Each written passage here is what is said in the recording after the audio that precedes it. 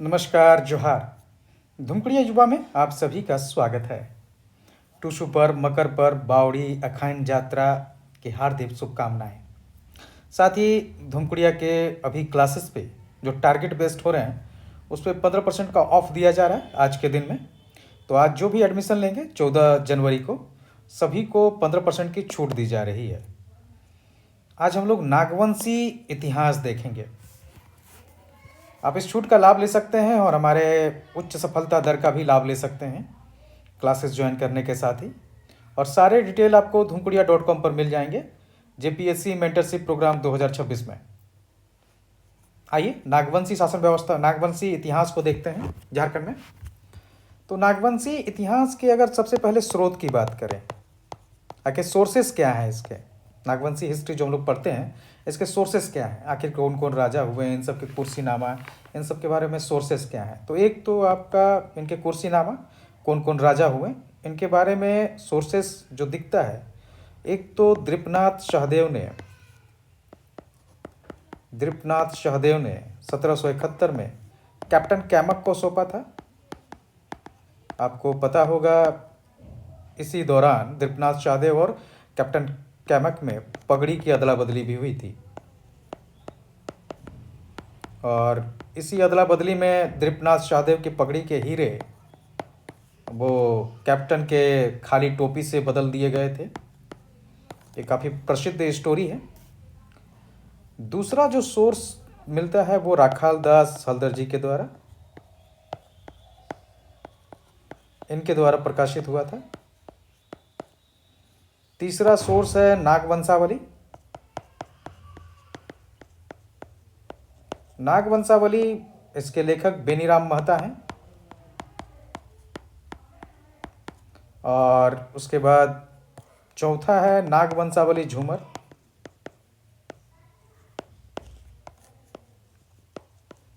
घासीराम इसके राइटर हैं। इन चार सोर्स के द्वारा जो है नाग वंश के इतिहास के बारे में जानकारी मिलती है। अब आते हैं शुरुआत में लेकर कि आखिर शुरुआत झारखंड में नागवंश का कैसे रहा। जैसे हम लोग जानते हैं झारखंड में ऋषा मुंडा के नेतृत्व में मुंडाओं का आगमन हुआ था छोटा नागपुर में, और इन्हीं में आगे जाकर मदरा मुंडा होते हैं। इनकी राजधानी मदरा मुंडा की सुतियाम्बे थी। सुतियाम्बे रांची के पास ही एक जगह है, एक पहाड़ी के नीचे, यहीं पर इसकी राजधानी थी मदरा मुंडा की। पिठोरिया के पास है। तो जो नागवंशियों का आगमन होता है वो मदरा मुंडा के समय ही होता है। कई अलग अलग भिन्न भिन्न जो इतिहासकारों ने और अंग्रेज लेखकों ने नागवंशियों के आगमन या नागवंशियों के जो शासन व्यवस्था की शुरुआत की बात करते हैं तो उसको लेकर कई अलग अलग तरह के सिद्धांत हैं। कोई 10वीं शताब्दी कहता है, किन्हीं का कहना है कि पहली शताब्दी से है, तो कई अलग अलग तरीके के हैं। लेकिन तथापि इन सब के बावजूद जो अभी तक चला आ रहा है, जो परंपरागत माना जाता है, तो उसकी बात करें तो झारखंड में नागवंश का आगमन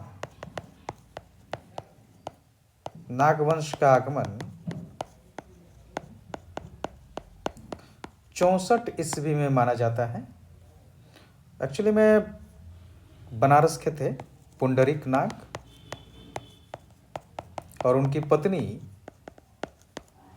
जा रहे थे जगन्नाथ मंदिर देखने के लिए।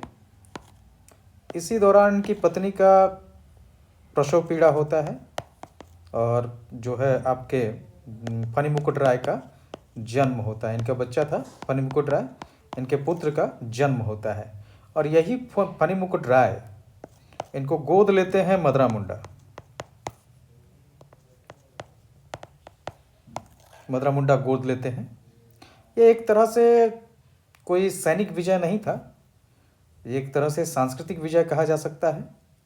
तो मदरा मुंडा गोद लेते हैं और फिर उसके बाद फनी मुकुट राय इन्हीं के शासन, मदरा मुंडा के शासन के जो क्षेत्र था उस पर काबिज होते हैं और फनी मुकुट राय 84 ईस्वी में राजा बनते हैं। इस 84 ईस्वी से ही नागवंश के शासन का शुरुआत छोटा नागपुर में होता है। तो फणिमुकुट राय, यही पहले राजा थे नागवंश के। इनका जन्म 64 ईस्वी में हुआ। इसके पालक पिता थे मदरा मुंडा, और ये राजा बने, फणिमुकुट राय राजा बने थे 64 ईस्वी से 64 ईस्वी में। इनका पुत्र था, फणिमुकुट राय के पुत्र थे मुकुट राय। फणिमुकुट राय ने विवाह किया था पंचेत राज के राजकुमारी से, और इसी से मुकुट राय हुआ था। इन्होंने अपने शक्ति से नागवंश को काफ़ी फैलाया और सुतियांबे में सूर्य मंदिर का निर्माण भी किया था। सूर्य मंदिर बनाया इन्होंने सुतियांबे में। सुतियांबे ही राजधानी थी, राजधानी सुतियांबे, ये रांची में ही है। आज भी कई ऐतिहासिक निशान देखने को मिलते हैं। इसके बाद प्रमुख राजाओं के नाम की अगर बात करें तो चौथे राजा प्रताप राय, प्रमुख राजाओं में ये चौथे राजा नागवंशियों के प्रताप राय, इनके बारे में जानना जरूरी है। इन्होंने अपनी राजधानी सुतियांबे से उठाकर चुटिया लाए, सोनरेखा नदी के तट पर। और कहा जाता है कि इनका जो राजधानी बदलने का कारण था वो था समुद्रगुप्त का अभियान,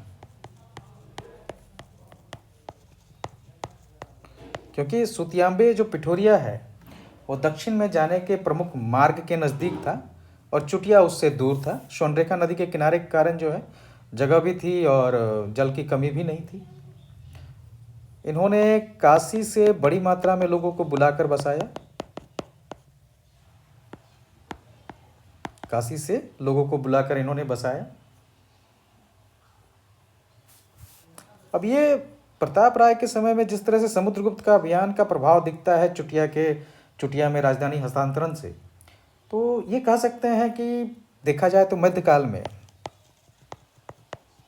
में दो शासन का प्रभाव देखने को मिलता है झारखंड में।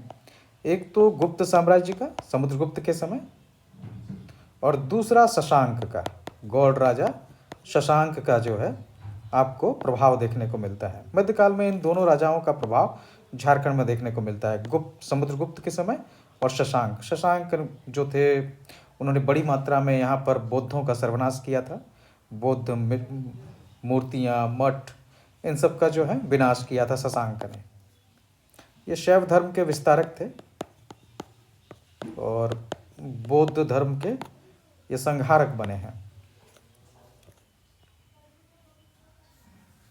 इसके अलावा जैसे पाल, गुज्जर, प्रतिहार या राष्ट्रकूट, इनका भी प्रभाव छिटपुट समयों में झारखंड में देखने को मिलता रहा है। अब प्रमुख राजाओं की बात करें तो अगले आते हैं गजघंट राय।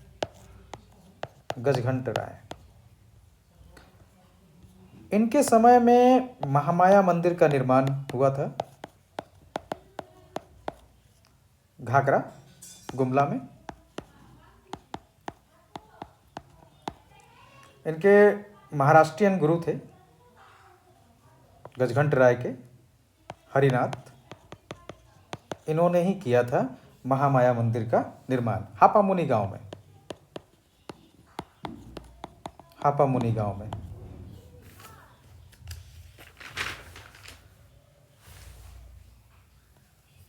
आइए आगे आते हैं।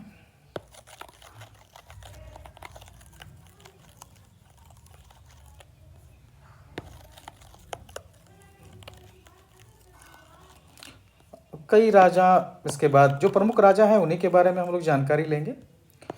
जो भी नागवंश में प्रमुख राजा हुए जिनके प्रमुख काम रहे हैं, जो साधारणतया प्रश्न पूछे जाते हैं, वही हमारे अभी के क्लास का आधार हैं। अगले जो हैं भीमकर्ण। भीमकर्ण, इन्होंने भीम सागर का निर्माण किया था, भीम सागर झील का, भीम सागर तालाब का निर्माण किया था। इन्होंने रक्सेल थे सरगुजा के, तो सरगुजा के रक्सेलों को हराया था बरवा की लड़ाई में। बरवा की लड़ाई में सरगुजा के रक्सेलों को हराया था। और ये युद्ध आपका कोराम्बे में हुआ था, कोराम्बे में, कोराम्बे लोहरदग्गा। और ये कोराम्बे में जो लड़ाई हुई थी, इसको ही छोटा नागपुर की हल्दी घाटी कहा जाता है।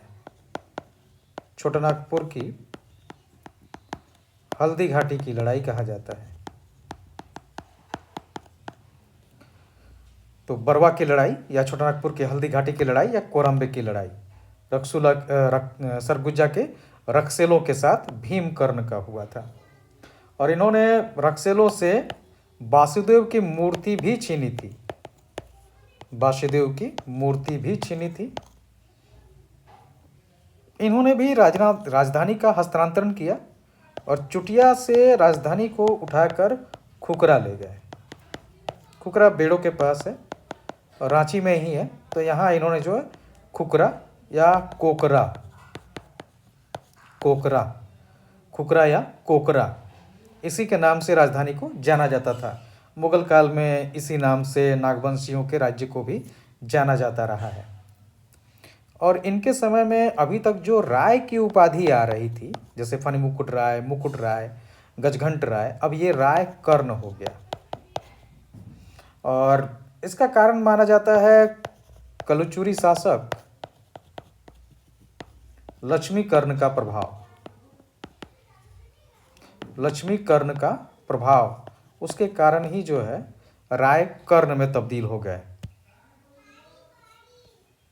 अब आते हैं अगले प्रमुख राजा शिवदास कर्ण।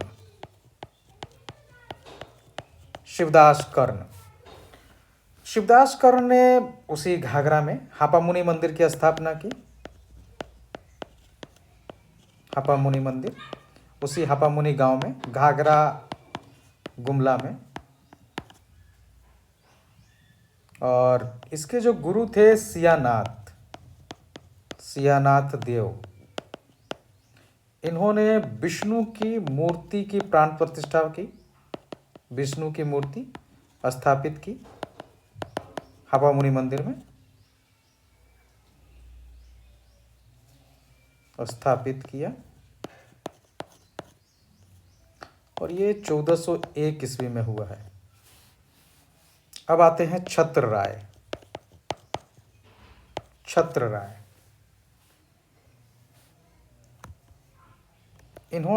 राय ने वासुदेव की मूर्ति 1437 ईस्वी में कोराम्बे लोहरदग्गा में स्थापित की। वासुदेव की मूर्ति 1437 ईस्वी में कोराम्बे में स्थापित की। और इसी के आकर्षण से 1515 ईस्वी में चैतन्य महाप्रभु का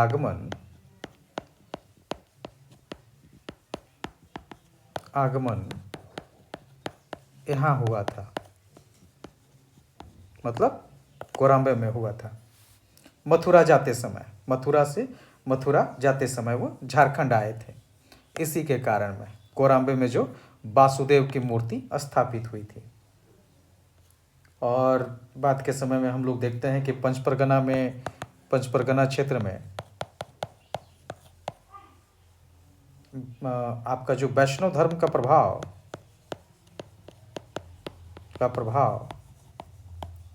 उसके कारण चैतन्य महाप्रभु ही हैं, क्योंकि उस क्षेत्र से गुजरे थे और कई जगह रुके थे, तो उसके कारण जो है वैष्णव धर्म का प्रभाव पंचपरगना क्षेत्र के लोगों पर पड़ा। आइए आते हैं अब अगले प्रमुख राजा पर। तो प्रताप कर्ण के बारे में आप जानते ही होंगे। उसके बारे में थोड़ी जानकारी ले लेते हैं।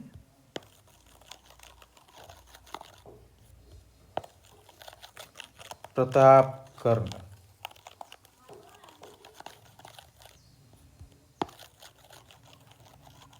जो प्रमुख राजा हैं नागवंश के, उनके बारे में जानकारी रखिए, सभी के बारे में जानना जरूरी नहीं है।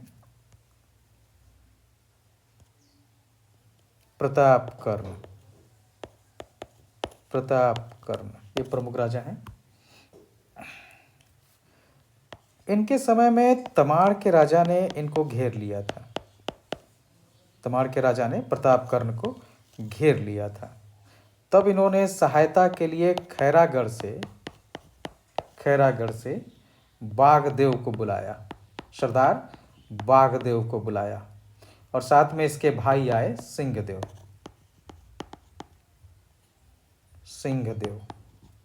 और इन्हीं दोनों भाइयों ने मिलकर रामगढ़ राज्य की स्थापना की थी। 1368 ईस्वी में रामगढ़ राज्य की स्थापना हुई, जिसके राजा थे बागदेव सिंह। तो ये घटना प्रतापकर्ण के समय ही हुई थी। अब उसके बाद आते हैं मधुकरण शाह। अब आपका कर्ण जो है ये शाह में तब्दील हो गया, और इसका कारण है, कर्ण का शाह में तब्दील होने का कारण है मुगल प्रभाव, क्योंकि मुगलों में शाह शब्द था, तो ये मुगल प्रभाव के कारण जो है शाह हो गया। ये अकबर के समकालीन थे मधुकरण शाह, और ये पहला नागवंशी मुगल संपर्क भी है। इनके समय में ही हुआ था, मधुकरण शाह के समय में। इनके खिलाफ 1585 ईस्वी में अकबर ने, एक सिपा सलार थे अकबर के, शाहबाज खां कंबू, इनको भेजा था मधुकरण शाह के खिलाफ। उस समय कर्ण थे, तो मधुकरण के खिलाफ जो है शाहबाज खान खम्बू को भेजा, और मधुकरण जो है वो अकबर के बरदहस्त में आ गए थे, और इसने मुगल अधीनता स्वीकार भी कर ली थी। मुगल अधीनता स्वीकार की, और कहा जाता है कि मुगल दरबार में अपने शारीरिक बल से इन्होंने शेर को हराया था, मधुकरण शाह ने, इसलिए भी अकबर इससे काफ़ी प्रभावित हुए। अब इसके बाद आते हैं दुर्जन साल, इसको हीरा राजा के नाम से भी जाना जाता है। हीरा राजा दुर्जन साल, इनके खिलाफ, ये जहांगीर के समकालीन थे, और जहांगीर ने 1615 ईस्वी में बिहार के सूबेदार थे इब्राहिम खान को आक्रमण के लिए भेजा, और दुर्जन साल, कारण था हीरा प्राप्ति मेन कारण था। तो दुर्जन साल से हीरा लेने के लिए इब्राहिम खान को 1615 ईस्वी में आक्रमण के लिए भेजा, और इसको पकड़कर, दुर्जन साल को इनको पकड़कर ग्वालियर के किले में कैद कर दिया गया था। ग्वालियर का किला, यहाँ पर कैद कर दिया गया था। लंबे समय तक ये ग्वालियर के कैद में रहे, करीब 1615 से 1627 तक 12 साल जो है ये ग्वालियर के किले में कैद रहे। इनके छूटने का कारण जो है, दुर्जन साल के छूटने का कारण जो है वो भी बड़ा इंटरेस्टिंग है। वो हीरा पहचानने के कारण छूटे गए, असली हीरा पहचानने के कारण जो है छोड़े गए। उसकी भी कहानी है, उस कहानी को आप धुमकुड़िया में सुन सकते हैं। वापस आने के बाद इन्होंने दोईसागढ़ या नवरत्नगढ़, यहाँ पर राजधानी बनाई। दोईसागढ़ या नवरत्नगढ़ दोनों कहते हैं, गुमला में है। यहाँ पर राजधानी बनाई। वर्तमान अगर क्षेत्र में देखें तो पहली बार आपका राजधानी रांची से हटकर गुमला चला गया, गुमला डिस्ट्रिक्ट में। ये दोईसागढ़, नवरत्नगढ़, और उसका कारण था मुगल प्रभाव से बचना, क्योंकि दोईसागढ़ या नवरत्नगढ़ जो है अधिक सुरक्षित था, पहाड़ों से घिरा हुआ थोड़ा दूर था, तो अधिक सुरक्षित माना जा रहा था, बिहार से ज़्यादा दूर था। खुखरा नज़दीक था, तो बिहार से कभी भी आपके जो मुग़ल सूबेदार थे वो आकर अटैक कर लेते थे। लेकिन दोईसागढ़ अधिक अंदर था, जंगलों के बीच था, पहाड़ियों के बीच था, तो अधिक सुरक्षित था राजा की नज़र में। इसलिए दुर्जन साल ने अपनी राजधानी वहाँ दोईसागढ़ या नवरत्नगढ़ में स्थापित कर ली। अब इसके बाद प्रमुख राजाओं की बात करें तो आते हैं रघुनाथ शाह।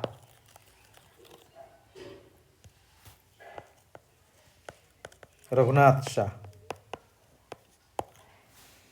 ये औरंगजेब के समकालीन थे,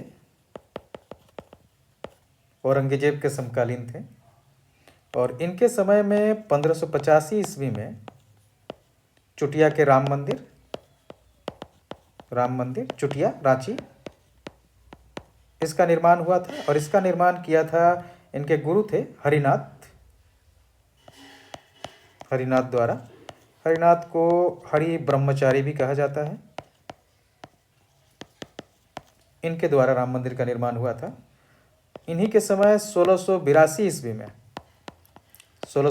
ईस्वी में दोईसा में जगन्नाथ मंदिर का निर्माण हुआ, दोईसागढ़ में, वही नवरत्नगढ़ जिसको दुर्जन साल ने स्थापित किया था। दोईसागढ़ में जगन्नाथ मंदिर का निर्माण हुआ। इन्हीं के समय 1665 ईस्वी में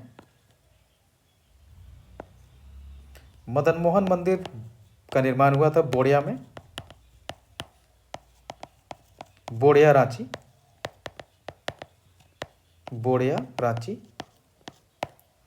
इस मंदिर को बनने में पूरे 17 वर्ष लगे थे, 1665 से 1682 ईस्वी, 17 वर्ष लगे थे इस मंदिर को बनने में। और रघुनाथ शाह को ही हराकर नागपुरी दरवाजा पलामू के किले में लगाया था मेदिनी राय ने। इसी के समय नागवंशी राज्य पर आक्रमण किया था और यहाँ से एक दरवाज़ा ले गया था नवरत्नगढ़ से, और जिसको नागपुरी दरवाज़ा के रूप में लगाया पलामू किले में। नागपुरी दरवाज़ा जो पलामू किले में है, अपने विजय के सिंबल के तौर पर उसको लगाया था कि हाँ मैंने नागवंशियों को हराया, और दरवाज़ा उखाड़ कर ले गए थे जिसको पलामू किले में लगाया। नागपुरी दरवाज़ा ये आपका दोईसागढ़ में था। इसके बाद जो अगले प्रमुख की बात करें तो यदुनाथ शाह। इनके समय में जो मुग़ल सूबेदार थे, बिहार के मुग़ल सूबेदार सरबुलंद खान ने आक्रमण किया था 1717 ईस्वी में, और इनके समय ही राजधानी पालकोट चली गई। उसके बाद प्रमुख राजा में उदयनाथ शाह। इनके समय में ही अलवर्दी खान जो बंगाल के नवाब थे, अलवर्दी खान को रामगढ़ के राजा के माध्यम से कर देना शुरू किया गया था। मतलब उदयनाथ शाह के समय ही नागवंशी राजा रामगढ़ के राजा के माध्यम से अलवर्दी खान को कर देते थे। अब इसके बाद में आता है अगले जो राजा हैं जिनके समय अंग्रेजों ने नागवंशियों पर अधिकार किया, द्रुपदनाथ सहदेव के साथ समझौता हुआ था। वैसे द्रुपदनाथ सहदेव आसानी से नहीं माने थे। जब उनके जो दीवान थे उनको गिरफ्तार कर लिया गया, उसके बाद ही वो माने थे। इसके बीच में भी कर देना उन्होंने रेगुलर नहीं रखा था, तो कई ऐसी घटनाएं घटी थी जिसके कारण उनको मजबूर होना पड़ा। द्रुपदनाथ शाहदेव।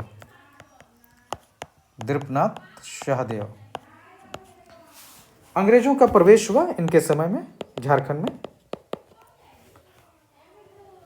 इन्होंने ही 1771 में कैप्टन कैमक के साथ सिर घाटी में अपनी हीरो वाली पगड़ी बदली थी,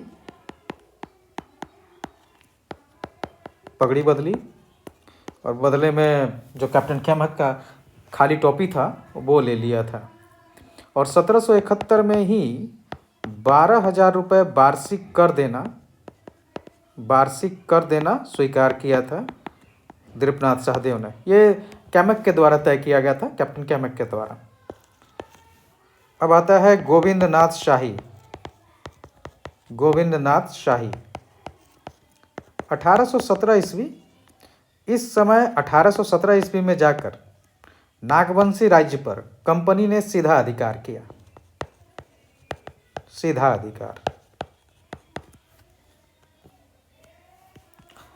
आगे आते हैं आपके Udaynath Shahdeo.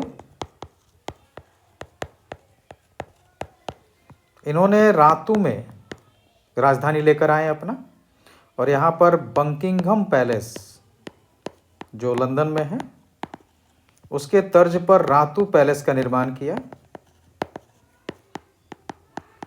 Buckingham palace London जो है उसकी तरह से ही रातू पैलेस का निर्माण किया था। अंतिम राजा रहे चिंतामणिनाथ शाहदेव।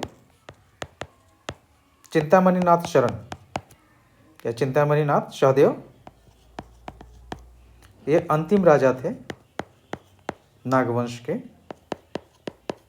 भारत सरकार ने आज़ादी के बाद राजाओं की पदवी खत्म कर दी थी, तो चिंतामणिनाथ शाहदेव जी से लेकर फणिमुकुट राय तक, या कहें तो फणिमुकुट राय से लेकर चिंतामणिनाथ शाहदेव जी तक जो है नागवंशियों की परंपरा रही।